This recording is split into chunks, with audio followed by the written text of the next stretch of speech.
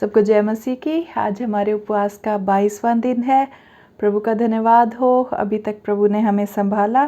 और आज जब हम एक सुंदर वचन यूहन्ना रचित सुसमाचार के 17वें अध्याय से सुनेंगे, जो कि प्रभु यीशु मसीह की महायाजकीय प्रार्थना है, अपने आप को ये हम तैयार करेंगे, प्रभु से प्रार्थना करेंगे कि इस वचन के द्वारा हमें आशीष दे। आइए हम प्रार्थना करेंगे। सामर्थी दयालु प्रभु, हम आपका धन्यवाद करते हैं परमेश्वर कि आप एक प्यार करने वाले, दया करने वाले, अनुग्रह करने वाले परमेश्वर, हमारे महायाजक, हमारे पिता और हमारे अच्छे मित्र हैं पिता, जो हर तरह के समय में हमारे साथ है पिता। प्रभु जी धन्यवाद देते इस समय के लिए जब हम आपके वचन से मनन कर सकते हैं पिता। हमारे साथ हों, अपनी आत्मा की समझ हमें दें पिता परमेश्वर जब हम आपके वचन को सुनते हैं।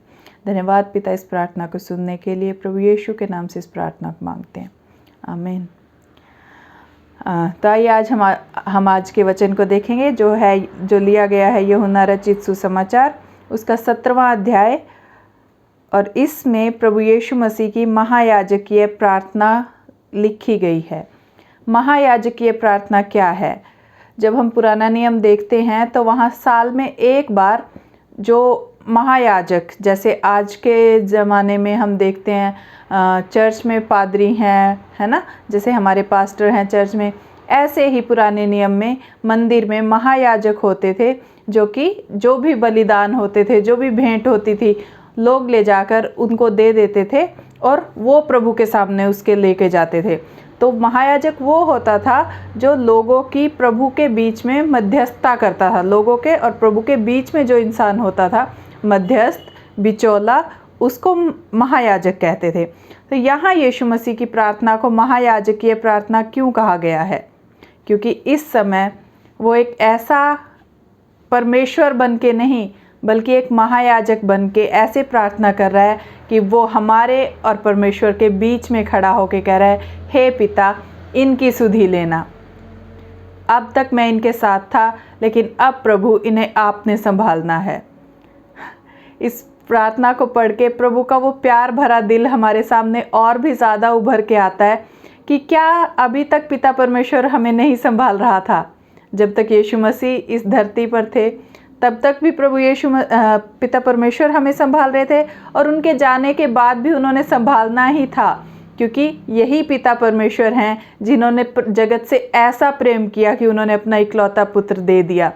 लेकिन ये प्रभु यीशु मसीह का प्यार भरा दिल है, जो कि उससे भी संतुष्ट नहीं है कि वो परमेश्वर इंसान बनकर जगत में आ गया, लेकिन फिर से यहाँ एक वो महायाजक बनकर मध्यस्थता कर रहा है। अगर हम 11वें वचन को देखें, जहाँ पर यीशु मसीह अपने चेलों के लिए प्रार्थना कर रहे हैं, तो उनका वो चिंता से भरा जैसा एक पिता का होता है, वैसा दिल हमें दिखाई देगा जब वो कह रहे हैं, मैं अब जगत में न रहूँगा, परंतु ये जगत में रहेंगे, और मैं तेरे पास आता हूँ। हे पवित्र पिता, अपने उस नाम से जो तूने मुझे दिया है, उनकी रक्षा कर कि वे हमारे समान एक हों। है ना, यहाँ प्रभु यीशु मसीह ने ये नहीं कहा है प्रभु इन्हें बहुत सारा पैसा दे दे ताकि ये हमारे अपने लिए एक ऐसा किला बना लें जहाँ ये सुरक्षा कर पाएँ अपनी। नहीं, पर प्रभु को पता है कि इन्हें किस चीज़ की ज़रूरत है। इन्हें उस परमेश्वर के साथ की ज़रूरत है। और उसने कहा है, जैसे हम दोनों एक हैं, पिता और पुत्र, ये लोग भी वैसे ही एक हो जाएं। एक हो जाने का मतलब है कि उनका दिल कहीं ना भटके, वो कहीं ना जाएं। उनका भरोसा, उनका सहारा, उनका गढ़ वो परमेश्वर ही हो। जब उन पर कोई भी विपत्ति आती है तो वो इधर उधर ना देखें। लेकिन जिस तरह से अपने जीवन के आखिरी दिनों में भी प्रभु यीशु मसीह ने आंखें उठाकर पिता परमेश्वर से प्रार्थना की है, प्रभु यीशु मसीह चाहते हैं कि इसी तरह से पिता उनके साथ भी बना रहे और ये लोग भी अपना पूरा भरोसा परमेश्वर पर ही रखें। और उसके लिए प्रभु यीशु मसीह ने प्रार्थना की है पिता परमेश्वर से कि तू इनकी सुरक्षा करना। आज हम अपनी सुरक्षा कहाँ ढूंढते हैं? आज हम अपनी संतुष्टि कहाँ ढूंढते हैं? क्या हमें ये महायाजकीय प्रार्थना याद आती है जब हम पे कोई भी मुसीबत आती है कि वो परमेश्वर, ज़मीन और आसमान का मालिक, उसने हमारे लिए प्रार्थना की और आज भी वो पिता परमेश्वर के दाहिने हाथ पर बैठकर हमारी मध्यस्थता करता है। यीशु मसीह अब कहीं ऐसी जगह नहीं चले गए जहाँ वो हमें सुन ना सकें। आज भी वो हमारी प्रार्थनाओं को सुनते हैं। आज भी वो आत्मा में हमारे साथ हैं। उन्होंने जाते हुए जब चेले हड़बड़ाए हुए थे क्या होगा, उन्होंने उन्हें तसल्ली दी कि मैं जब चला जाऊंगा तो तुम्हारे लिए एक सहायक भेजूंगा। और आज वही पवित्र आत्मा हर पल उन सब विश्वासियों के साथ है जो प्रभु यीशु मसीह पर विश्वास करते हैं और उसे उद्धारकर्ता ग्रहण करते हैं।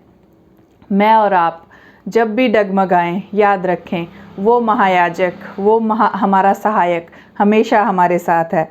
आगे के वचनों में वो उन सब विश्वासियों के लिए प्रार्थना कर रहे हैं, प्रभु यीशु मसीह, जो आने वाले दिनों में भी उस पर विश्वास करेंगे।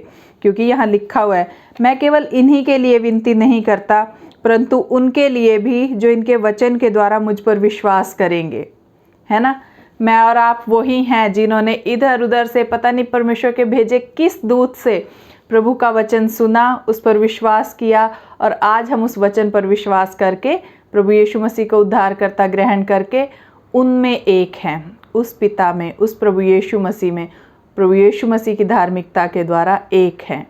आज हम कह सकते हैं कि हम उस परमेश्वर की संतान हैं जिससे हमारा रिश्ता टूट गया था पाप के कारण।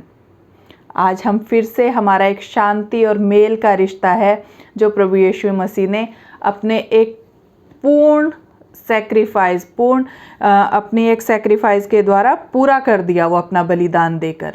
है ना, अब कोई महायाजक, अब कोई बलिदान बाकी नहीं बचा जिसकी हमें ज़रूरत हो। लेकिन आज जब हम यीशु मसीह पर विश्वास करते हैं कि उसने हमारा उद्धार किया है, तो हम वो परमेश्वर के राज्य में पिता के साथ एक हो जाते हैं।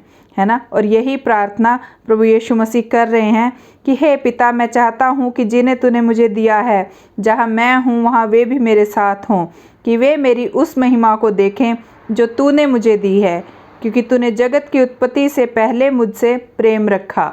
हे धार्मिक पिता, संसार ने मुझे नहीं जाना परंतु मैंने तुझे जाना और इन्होंने भी जाना कि तूने ही मुझे भेजा है। मैंने तेरा नाम उनको बताया और बताता रहूँगा कि जो प्रेम तुझको मुझसे था वह उनमें रहे और मैं उनमें रहूं। ये प्रार्थना जब हम पढ़ते हैं तो ऐसा लगता है कि अगर हो सकता तो शायद प्रभु यीशु मसीह यही चाहते थे कि जो भी उन पर विश्वास कर रहा है वो उसे महिमा में अपने साथ ही लेकर चले जाएं।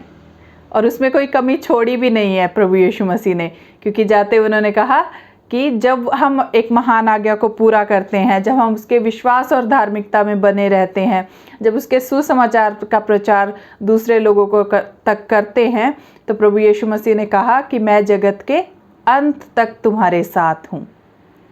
किसके साथ हूँ? उन लोगों के साथ जो उसका साथ चाहते हैं, जो उस पर विश्वास करते हैं, जो उस वचन को सुनकर उस पर विश्वास कर लेते हैं कि यही हमारा उद्धार करता है। और मैं बहुत खुशी के साथ कहती हूँ कि आज जो ये वचन सुन रहे हैं भाई और बहन, आप उन्हीं में से एक हैं। आप हैं उस परमेश्वर के प्यार का सब्जेक्ट जिससे वो प्यार करता है, और वो हम में और आप में उस काम को जो उसने पूरा शुरू किया है पूरा भी करेगा। अगर हम फिलिपियों उसका 1 अध्याय उसका 6 वचन देखें तो प्रभु यीशु मसीह के वचन कहते हैं कि वह उस काम को जो उसने तुम में आरंभ किया है जगत के अंत तक, वो उस काम को पूरा भी करेगा, भला और अच्छा काम जो उसने शुरू किया है। तो मैं और आप घबराएं नहीं। जब हम ये उपवास रख रहे हैं तो हम किसी खास मकसद से रख रहे हैं, ऐसे ही नहीं कि हम क्या खाएं क्या पिएं, ये हमारा ध्यान नहीं है, बल्कि हमारा ध्यान उस तरफ है कि हमारे परमेश्वर के निकट हम और कैसे आ जाएं, कैसे हम और कोई भी बाधा जो हमारे बीच में है, चाहे वो खाना है, चाहे वो कमाई है या दुनियावी कोई भी बात है, कैसे हम उसको भी हटाकर हम अपने परमेश्वर को सर्वोच्च स्थान अपने जीवन में दें और उसकी निकटता में हम और बढ़ जाएं।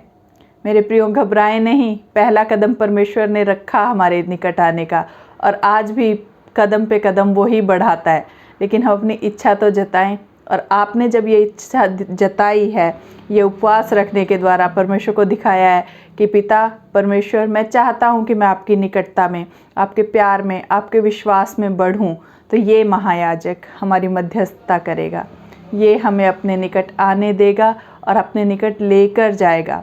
आप विश्वास में बढ़ेंगे और परमेश्वर की आशीषों को अनुभव करेंगे। प्रभु आपको बहुत आशीष दे। परमेश्वर के साथ बने रहें और उसे और प्यार करते रहें, ताकि वो भी आपके जीवन में अपने महान कार्यों को दिखा सके। प्रभु आपको आशीष दे। सबको जय मसीह की।